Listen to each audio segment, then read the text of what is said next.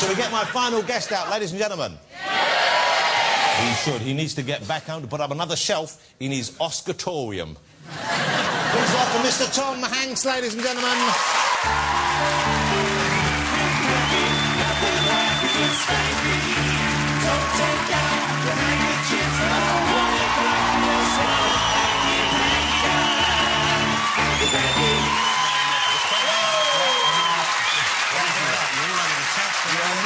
Boys, lads, thank you. That's an honour.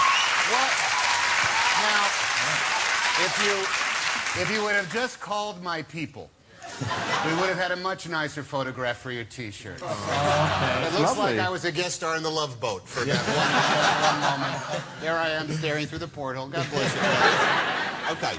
Now, you must have been over here any number of times, I'm sure, over the United I've been over quite a few times. I've actually lived in the UK on and off for probably more than a year altogether. You filmed over here, I believe. I filmed Saving Private Ryan here, and we also made Band of Brothers that Andrew was in episode 8 of Band of Brothers. Now, were you involved on the production of that? I believe you produced I directed one, and I wrote some of them, and yes, I produced, helped produce the whole shebang. And what was it about Andrew that made you choose him to have? Nothing at all.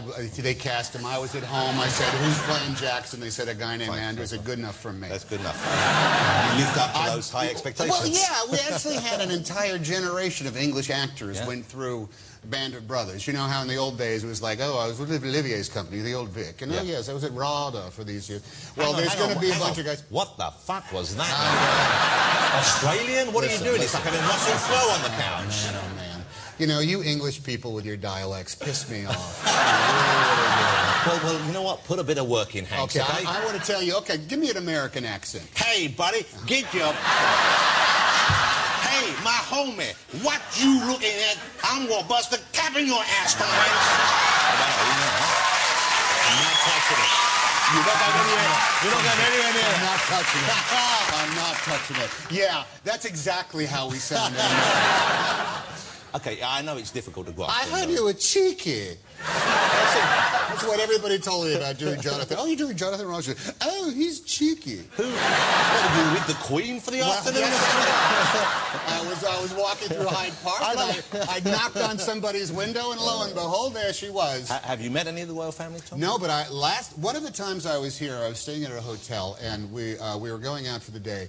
And the staff was abuzz. They were like, their eyes were bulging and they were already sweating. I said, what's going on? They said, the Queen is having dinner at the hotel tonight. It's the first time in 35 years that she's been to the hotel. The Queen is coming tonight. Mr. Hanks, you're going to miss her. She's coming tonight. You know what I love about Tom is 3 bad accents in a row. He's still plugging away at us. Listen, he's going to just wear us down. I'm knocking myself out. It's a great accent. But we went out, and when we came back, when we left, we said, tell her hi, you know. And by the time we came back at the light, she was still there, lo and behold. Wow. So we stood in the lobby and waited till the Prince and the Queen came out. And we literally nodded, and she gave us the... Wow. And then moved on. But I saw the Queen. Did she say, as you went past, did she say, for example, how's Hooch? Or anything? I understand you're a big Turner and Hooch fan. Genuinely, I like that movie. Well, you know, the original name for Turner and Hooch was Turner and Mr. Pickle, because we had this dog. What a dream that would be. Okay. Do you still have Mr. Pickle? No, I killed and ate him. Of course I still have Mr. Pickle. Do you have any dogs or animals in your life? Yes, I have. Yes, I have. Because you have how old are your kids? They're not 12. I have kids ranging from 12 to 30. Wow, that's quite a spread. Congratulations. Well, I'm not talking the number of children. I know how many. That would be like, you know, 18 kids. No, I got 4 kids aged from 12 to 30. Okay, so one's fairly young and the other one's... The other one's done. Hey, he's at Colin. He's at the house. How is that when they leave the house and they go off? Is that difficult? It's magnificent, my friend. Magnificent. I'm kind of dreading it. It's what we're waiting for. Now, this is very timely. The release of your new movie, Charlie Wilson's War, couldn't be more timely, I would have thought.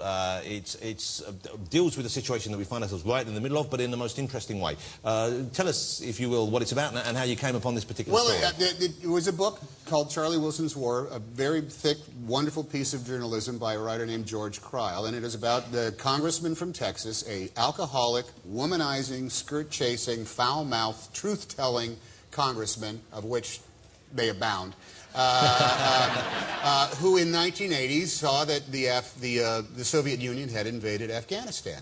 And he wanted to help the Afghans defeat the Russian army. And this is a true story, of course. Yes, true story. This is actually what happened, of course. It is actually what happened. He, along with some of the money and efforts of a wonderful Texas billionaire socialite, helped fund the Afghan rebels and a rogue CIA agent who hated most everybody else in the CIA. It sounds too good a story to be true. It sounds like there are too many elements there that you would want to put into a movie, and yet this is how it played out. Well, truth is stranger than fiction. So, yeah. What a great cast with you. Obviously, you have Tom Hanks in the movie. You know you're going to enjoy it, but you have Julia Roberts in it. One of the best performances I've seen from her for years. And she's not even on the screen that long, but really. She's there, and you know, she had to wear this wig that pulled her face so tight. The first time I saw her in the makeup test, I said, "Is Julia mad at me?"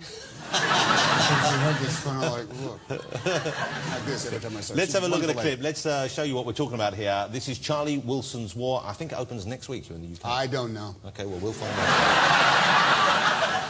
Amy Adams.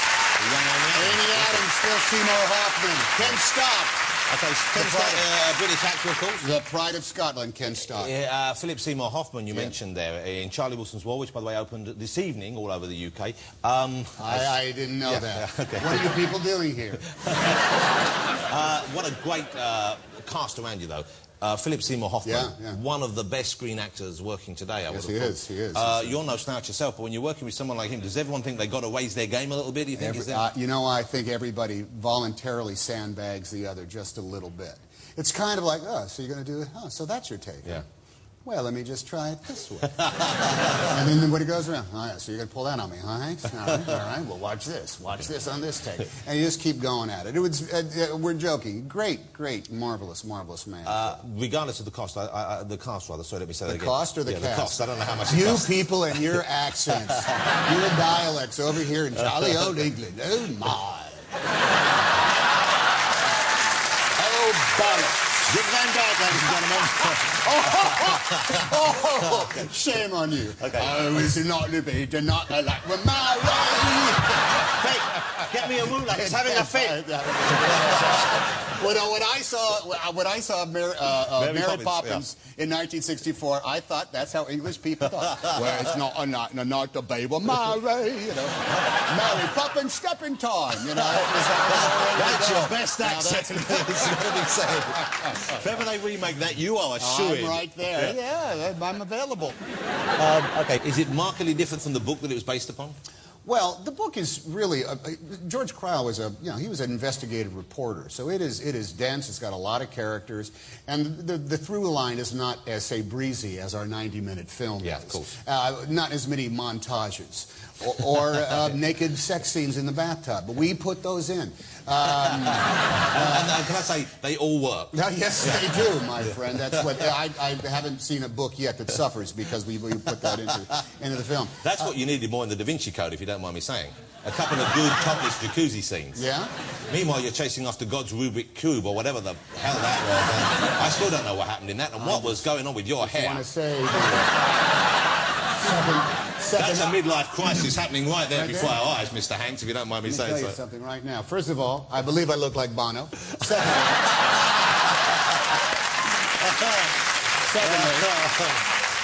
nothing wrong with looking like Bono, my friend. No, nothing wrong. You got me there. And thirdly, I believe it is the second highest grossing film of all time. So we just take your little review and save it for Mr. Parkinson when he wises up and comes back on the air. No, don't take it personally.